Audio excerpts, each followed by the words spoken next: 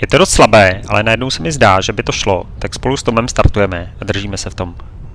Ku podivu rychle naberu 40 metrů nad start, takže si troufám nad les a do Geiblu. Tam něco přiberu, ale na plus 60, s kterými obvykle přeletám Geibl, to dnes nedám. Zkouším to z 50, k hraně doletím, ale tam je to boj o udržení. Chvílemi se propadnu až na minus 20, pak se mi ale podaří nastoupat aspoň na plus 20. Na lid dál to není, tak se s touhle malou výškou zkouším aspoň vrátit. Ale není to dost ani na přeletění Geiblu zpátky, takže v něm vyhnívám. To mi je ve vzduchu a Vítě rozmotává šňůry, takže zpátky na start pěkně pěšky.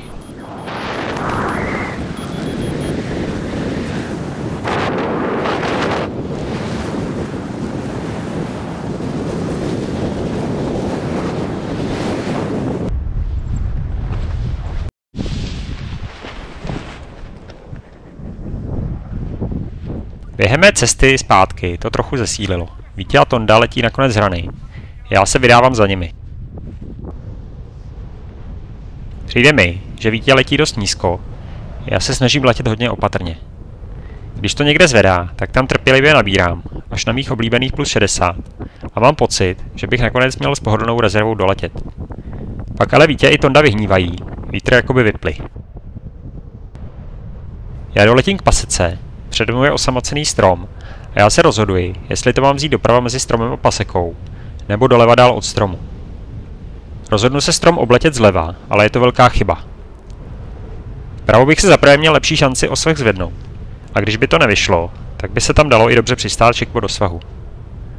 Vlevo dál od svahu to nenese a mezi osamoceným stromem a polem je ještě jedna řada stromů. Dochází mi, že tu už nemám šanci přeletět, proto se rozhoduji nad malým paloučkem ztratit 20 výškových metrů a přistát na něm. Ostrá doleva, ostrá doprava, ještě jedna doleva a jsem na zemi. Přistávám mírně po větru ve velké rychlosti, ale nohy pád naštěstí utlumí. Křídlo spadne na náběžku, ale jinak mu nic není. Na startu to taky chcíplo, takže pro mě, Víťu a Tondu vyráží Lukáš. Díky. Chyby jsem udělal 2. Už jsem věděl, že to dnes pulzuje. Zhruba 20 minut se dá slušně lítat, pak je to 20 minut sotva na udržení, nebo ani to ne. V takových podmínkách není dobrý nápad pouštět se nad plytký les, i když mám výšku, která jindy pohodlně stačí. Druhá chyba byla vyhnutí se osamocenému stromu dál od svahu. Pravidlo nelítat mezi stromem a svahem jsem dodržel bezmyšlenkovitě a doplatil jsem na to.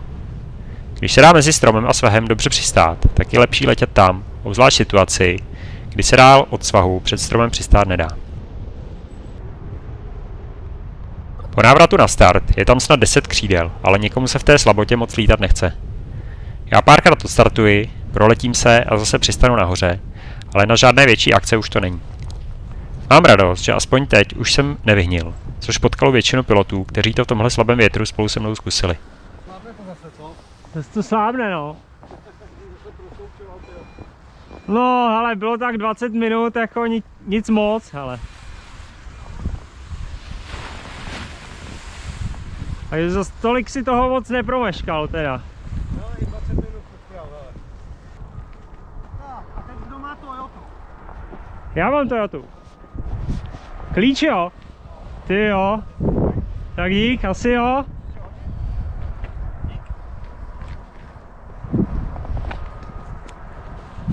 Dík. Chceš to zapnout? Dík. Co? Já ti to tam hodím. Dobrý, dobrý. Jdeš, Lukáši? Ve slabších podmínkách už se mi celkem daří.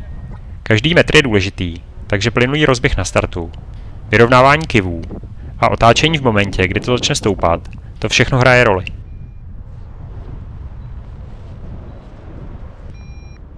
Obzvlášť to časování otoček je klíčové. Jednak čas strávení zatáčkou stoupám a jednak když závažíčko v podobě pilota vyrazí před křídlo, tak se dá ta energie využít právě na otočku. Vlastně to sníží odstředivou sílu, která jinak něco stojí.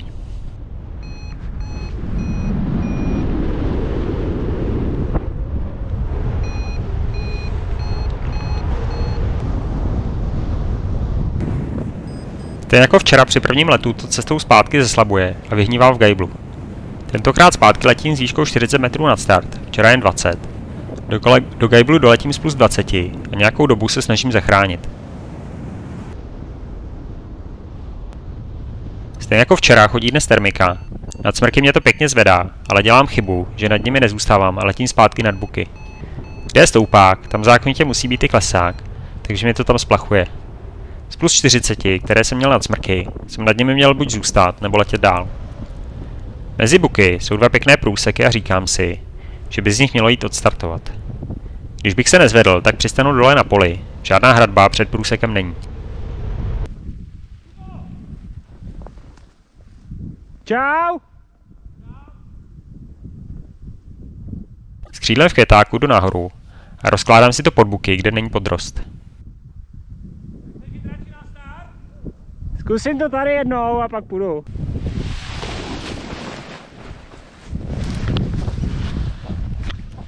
Křídlo zvedám nad hlavu, popocházím ku stranou a v pohodě startuji z pařezu.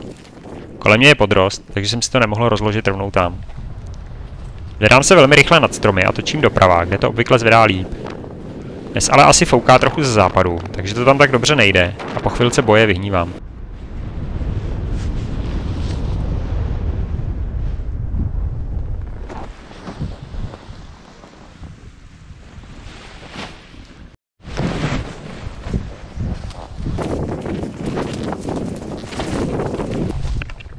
Jdu podruhé, startuji stejným způsobem, točím zase doprava. Nad širší les vlevo se mi s malou výškou nechce. A tentokrát se aspoň trochu vyzvedám.